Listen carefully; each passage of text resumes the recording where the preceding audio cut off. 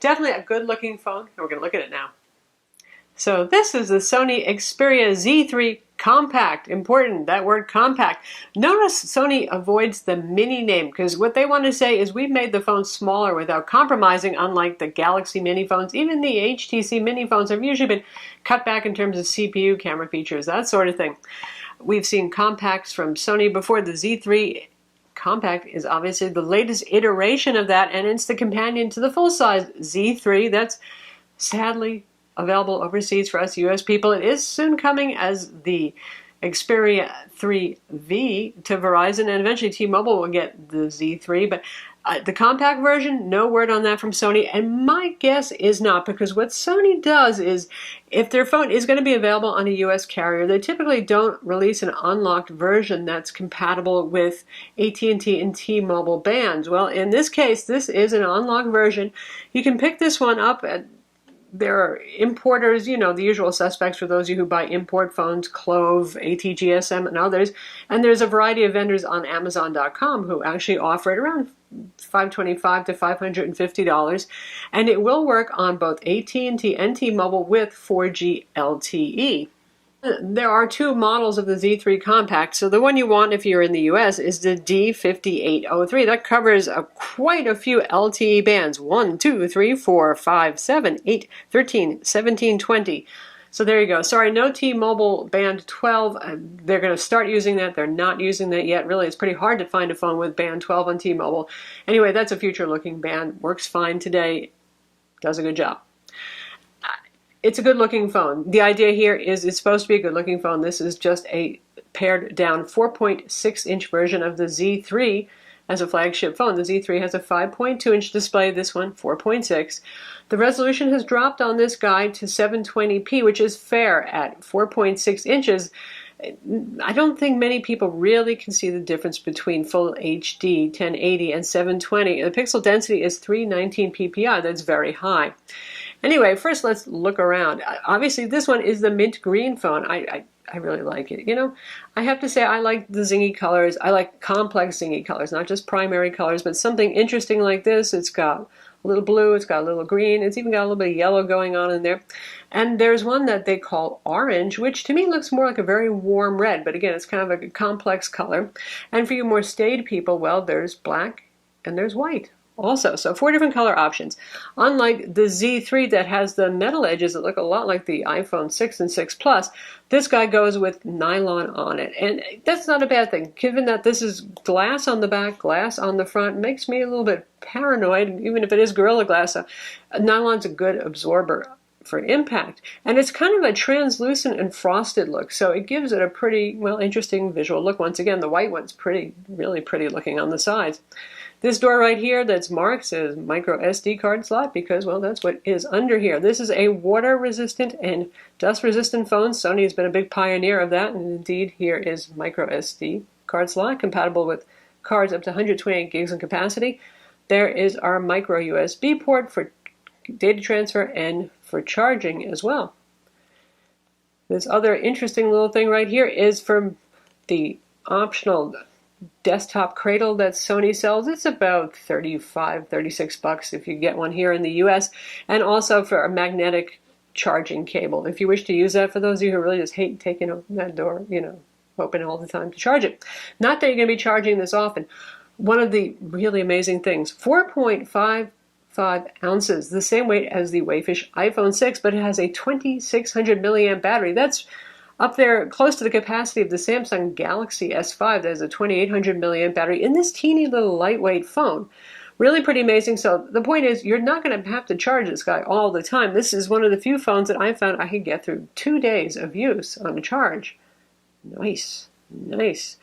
That really shows up the Samsung Galaxy Alpha, which is a 4.7-inch pseudo-flagship phone that has just an 1860 milliamp battery. Of course, the iPhone 6 has an 1810 milliamp battery, so you get the idea there. Another door not really well marked here is where your nano SIM goes. And yes, well, it takes a nano SIM. Headphone jack up top. It has a water-resistant coating in the jack. That's how it works with these phones that are, well, water-resistant. Microphone hole up there, obviously. On this side, the power button. Sony's been doing the round power button for a while. That's your volume controls. They work just fine. They stick out just a little bit, just enough, in my opinion, to work without being kind of accidentally pressed. And awesomeness here, a dedicated camera button. I like that particularly because I don't have to first unlock the phone, launch the camera app. All you do is press and hold this, wakes up the phone, gets you right into the camera app. So a little bit more like actually using a camera to capture those, well, exciting little moments you might miss otherwise. Little charm holder thingy down there, another microphone hole. And of course the back is beautiful colored glass. NFC symbol right there, because that's where the NFC is on it. Notice Sony G lens. That's their upscale kind of lens that they use on their cameras as well. And indeed it is, well, as camera phones go, a pretty darn good lens. LED flash, very bright. So bright, in fact, that it's not one of those two-tone flashes that can balance colors a little bit, that if you take a picture of your friend who's sitting across the table, not very good lighting, they might look a little bit pale because it's really a very powerful flash. On the good note, in a kind of really dim room, it will actually really illuminate a scene pretty much like a point-and-shoot camera. So good going there, Sony, I suppose. Overall, though, we wouldn't mind a two-tone flash. And now for a size lineup. Yes, that's the iPhone 6. Isn't that something? It's that much smaller than the iPhone 6. Not quite as skinny as the iPhone 6. 8.6 millimeters versus 6.9. So, you know, they're both really skinny phones. Here's the Samsung Galaxy Alpha, the 4.7-inch phone, and here's our lovely reflective Samsung Galaxy S5. So you get the idea of the size difference. So for those of you who find the Galaxy S5, which is one of the most compact 5-inch class Android phones, too much to hold, I mean, phones like the LG G3 and the new Moto X are going to be even bigger, then the Sony, well, it obviously has its appeal. Very skinny jeans friendly, very easy on small hands. Yeah. Now to talk a little bit about the Samsung Galaxy Alpha, since it is such a direct competitor and it too just came out, well, obviously it's a little bit bigger, and neither of these is exactly a huge phone. It kind of needs to be bigger because it has that physical home button down here that acts as a fingerprint scanner, so they got to make room for that. Now, this tries to be, in terms of looks, a flagship phone, the Alpha, and it has this nice aluminum frame right here. So it's not bad looking from the sides at all. It falls apart a little bit from the back view because we have the usual traditional Samsung plastic kind of faux pleather stippled back there versus the nice clean glass look. Now, as to which you like better, that's up to you in terms of looks. And if you guys want a smackdown between these two, just give a shout out in the comments and let me know. And now up close and personal, we have the iPhone 6 and the Sony Xperia Z3 Compact right here. Obviously the Compact is, well, more compact, but not quite as skinny. They're both very nice and classy looking phones. Of course, the iPhone goes with anodized aluminum everywhere. That's our side view. The iPhone has the slimming rounded edges versus the kind of more squared off Sony edges. And the metal back versus the glass back.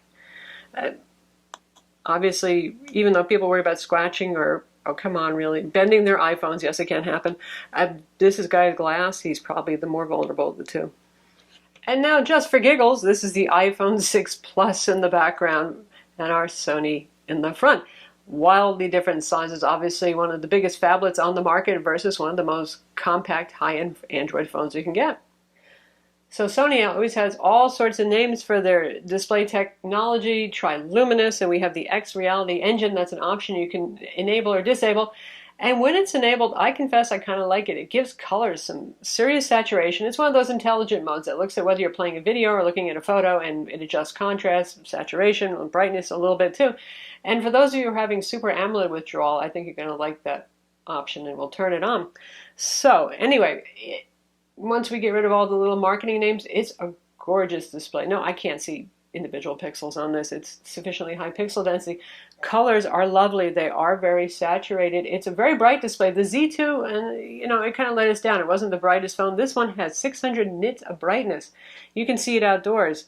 The contrast issues that, and just general washed out off-angle problems and that plagued the Xperia Z1, not here now.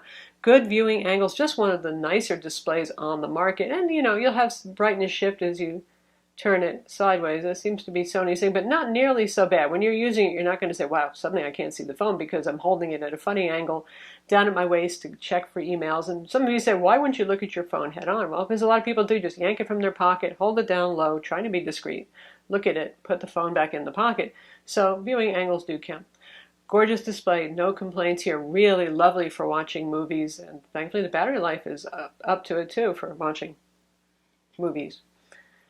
So what's inside? Pretty much the same thing as in the bigger Z3. Snapdragon 801 quad-core CPU, 2.5 gigahertz. Currently that's the latest, greatest, fastest Snapdragon you can get in a phone, at least until the Galaxy Note 4 ships with the 805 chip inside. Adreno 330 graphics, a little speed boosted from the Snapdragon 801 days. 2 gigs of RAM. The Z3 has 3 gigs of RAM. I'm not really too worried about that. Sony does not lay a whole lot of software on top of this or a heavy custom UI like Samsung and LG are known to do, so 2 gigs perfectly adequate. 16 gigs of internal storage.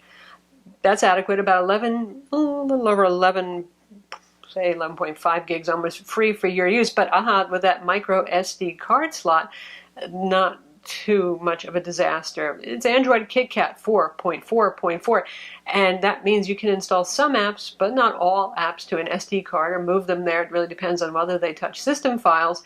You can put your media files there, your music, your movies. You can also save the photos and videos that you take with the camera to the card, and that works fine. No quirks, no mishaps have happened so far. And it can shoot up to 4K video, so that's a good thing, that you can actually save it to external storage. Other than that, you're looking at the same usual flagship specs: Wi-Fi dual band 802.11 BGNN AC, Bluetooth 4.0 LE, GPS with GLONASS, obviously NFC. We have the little NFC logo back there. The front camera is a 2.2 megapixel that can shoot 1080p video. Micro USB port supports MHL. For those of you who are still fond of using a cable to connect your phone to your TV instead of using Sony's Throw It, DLNA, all that sort of thing.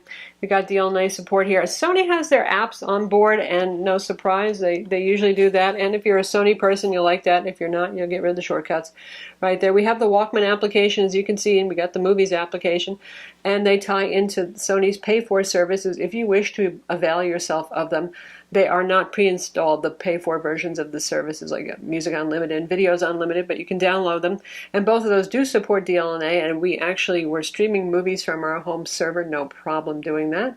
Album is their version of, well, you guessed it, a photo album, and it's actually pretty nice. And then we have PlayStation, which for you PlayStation people is pretty cool.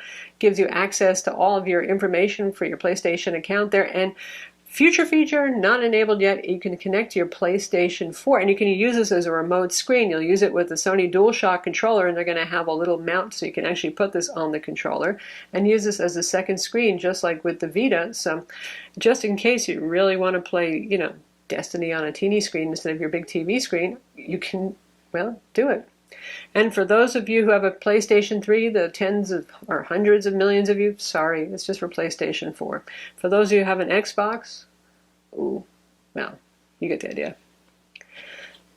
The software UI here is tasteful and pretty much typical of what Sony's been doing. They haven't changed things a whole lot right here. I have no complaints over it. It's quick, it's fluid. You can set the order, your own custom order. You can go with alphabetical, which is always friendly and easy to use. They have a little inertia scrolling thing going on here so that things don't go flying out of control. Have no fear, it's not that slow. And then they have side swipe. In many applications, whatever it is you can do, you can side swipe to see more stuff. I kind of like that, so you're not always tapping to get the on-screen multifunction / perhaps menu key, often multitasking key there to show you stuff. It's a good way of doing things so you can see your options. And if we go back into, say, Walkman, the music player, so they have some playlist streaming options there if you're a member, and then we have my library, playlists, all that sort of thing. So I think they did a very nice job of handling the UI there.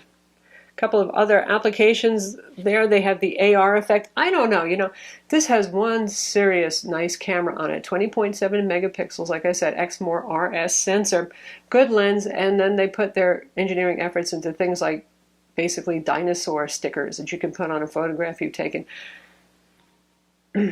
Well, but you can, it's there. Dropbox is preloaded on there as well. Crackle, that's their streaming movie service, not a surprise. AVG antivirus in case you're afraid of digital kinds of germs. Evernote's preloaded as well. We've got Sony's Track ID here. I think you know what that is. Track ID identifies songs that are playing. Smart Connect, this one's pretty cool, and here it is. When you plug in different devices, can see your car here, headphones, headset, charger. With the charger by default, there's an option that if you wish, what happens is, say you plug it in at night, and you can set the parameters of what time of day that means, say 11 p.m. to 7 p.m. If you have plugged into the charger and it's between those times, it can automatically go to silent mode and run the clock application, so the alarm clock will still work on it. I kind of wish they would have just straight do not disturb mode that didn't require plopping it on the charger too, especially because, well, it has pretty good battery life. You might actually not need to charge it every night, but there it is. Actions based on what you plug in. That's a Sony thing. And you get Office Suite 7 for your office needs. They have a sketch app included for those of you who like to, well, finger paint, or you could get a capacitive stylus and use it with this. Given the smallness of the screen size, I'm not so sure if I would. And notice there's also an FM radio there for those of you who are fans of FM radio. There's all sorts of supposedly nice audio enhancements in here, and honestly, through the headphones, it sounds pretty nice. They have their high-res audio feature on this. It will do digital noise canceling, but that requires a particular Sony headset. Overall, audio sounds quite good. Now, the grills up here, the slits, these are stereo front-facing speakers. The volume is reasonably loud. You'll hear it when we do a video demo and play Asphalt 8. I wouldn't call them muddy, but they're not super clear. It's not exactly competing with the HTC One M8, for example, or even, I think the Moto G sounds a little bit clearer, and that may have to do with the waterproofing that Sony does and putting that waterproofing membrane over the speakers. I don't know. That's always the supposition with Sony, and they're not so amazing audio through earpieces and through the grills. Speaking of the earpiece, call quality on this is great. We've been testing this on AT&T's network and T-Mobile's network. Data speed's also quite good. It's got the required bands, and voice quality outgoing is fantastic. Incoming is clear, but the earpiece, again, up there is a little bit lower than average. So usually I don't run it on max. I run it at 1 or 2 drops below max, and on this one I do have to run on max if I'm out in a kind of noisy environment. And you can see a range of speeds that we've gotten right here, from a very congested area to one obviously that has very good data speeds. So working just fine on LTE in the US, even though this is an import and unlocked phone. Which means you can also take this overseas for you world travelers, and you don't have to worry about getting it unlocked. It already is. Just pop in a nano SIM and you're good to go. Verizon and Sprint, that uses CDMA network, a different kind of network technology. This won't work for you unless your carrier comes out with a specific version for that network. Now, one thing about a really crazy compact phone, and literally it's in the name, compact, right, with a very big battery, there's not a lot of room for heat dissipation and cooling, and glass also transfers heat pretty well. So that big battery crammed against the circuit board means that this will get actually very warm to what I would call hot. It's not going to burn the skin off your fingers, but you're going to say, oh, wow, that's hot. If you're doing something like streaming video for 45 minutes, if you're going through a little Mad Men marathon there, it's going to get quite warm over here. If you're playing Asphalt 8 or any other demanding 3D game, you're going to feel the heat. More so, as with this is true of all smartphones, if you plug it into the charger while you're doing those things, because, well, batteries get hot when they charge. So keep that in mind. Also, you'll actually get a warning on this in the camera application. If you go to shoot 4K video, it warns you that if after a while of shooting 4K video, it may get hot and shut down the camera application. That kind of reminds me of Sony's NEX5, the original one. Do you remember that? That was the one that shot awesome 1080p video, but it was such a compact camera for its day that it could only do that for so long before it would get too hot. So how about the camera? The camera is one of the big deals with this phone in general with Sony Xperia cameras. Updated from the Z2, this one can shoot 4K video, and it does a very good job. Now, the UI, if you're a Sony camera person, and they make really good cameras, so you just might be, it's going to seem more familiar. Intelligent Auto Mode by default, you see the little IA plus right there. That mode steps it down to 8 megapixels, but it's using more data from the sensor actually trying to improve the image quality, so I'm not going to complain too much about that. Now, if you switch to one of the many other modes, and this is where you can become almost overwhelmed, yeah, you get the idea. So manual, you can set everything that you want on this. We got sound photo, we got face in, put your face in photos and videos using the front camera. Oh boy, we got multicam, we have AR Fun, which is the aforementioned put dinosaurs and fires on your photo, 4K video mode, time shifting video, a live to YouTube option right here, so you can stream live to YouTube. That's actually kind of cool. Creative effects, AR effects, background defocus, time shift, everything, you name it, it is there. Or shoot and take it right to Evernote, sweeping panorama. So a lot of modes right there. I think most people are probably just going to leave out auto. That's what people do. You can shoot at 16:9 or 4:3. I happen to like 4:3. It's traditional camera aspect ratio, but if you do set 16:9, it's going to take up the whole area over here. Obviously, you can tap the photo button to take a photo, you can hit the record button to shoot video, or you can use the camera button to shoot, which is kind of nice, and I think avoids some of the camera shake that you get when you go tapping at the screen and the camera kind of goes like that. So try out using that camera button. I have not had problems with stability with this. I know some people have said that they get blurry photos because they don't hold it still, so that might be the remedy. You can control your flash right there, and you can get to even more settings. You got your self timer, your smile shutter, preview, geotagging, where you're going to save the photos to, all that sort of stuff. In the end, it's quite a nice camera. It's quick to take a picture. Not the most exciting picture there, but now this is one I'm pretty impressed at. It was using the flash in a really dim environment right there, and obviously there's a lot of color, almost too much color, but the amount of detail it captured for a dark room without looking all watercolory and nasty, it's quite impressive. And I like the fact that the camera's not shy about using the flash. And there's a picture without the flash.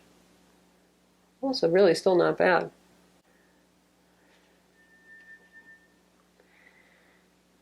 The old storefront full of gum, lots of colors there, lots of detail. Good camera. Compared to the iPhone 6, you know, the iPhone 6 does an amazing job despite only being 8 megapixels. So for a lot of these shots, it's closer than you would expect. There it is. Compared to something like the Samsung Galaxy S5 or Alpha, though, way, way better in low light. The bigger sensor, this is a 2.3 sensor size, which is about double the size of your average camera phone sensor, and even some point-and-shoots, makes a difference, lets a lot more light on. Also goes up to ISO 12,800. In terms of benchmark scores, it scores pretty much like the HTC One M8, the Samsung Galaxy S5, and the, no surprise, Sony Xperia Z3. Quadrant, 19,489. On Antutu, 44,055, one of the highest scores we've seen there. 3D Mark Ice Storm Unlimited, also a very good score, 19,385. The Sun Spider test using Chrome was 918, where lower numbers are better, and well, the iPhone score manages to score in the 300s and 400s, and your average Android phone is somewhere around 1,000. The faster ones are 500 to 600. So 918, obviously Sony wasn't killing themselves over JavaScript engine optimization there. Geekbench 3, 968 for the single core score, and 2745 for the multi-core test. So, as you might guess, this is a great phone for gaming. And you could say also the fact that this is a 720p screen, it's not pushing as many pixels around, means you're going to get even better frame rates in games. So let's check out Asphalt 8 and see for ourselves. And here we are on the Nevada course, and volume is set at 50% on the speakers. A little destructive driving right away is always fun. And the play is really smooth, really good.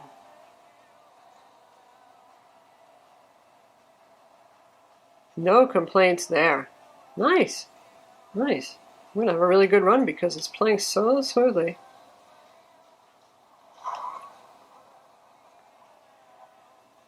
So it might be little, but it's a gaming phone for sure.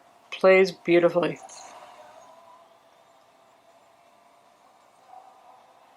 So that's Asphalt 8 running on the Sony Xperia Z3 Compact.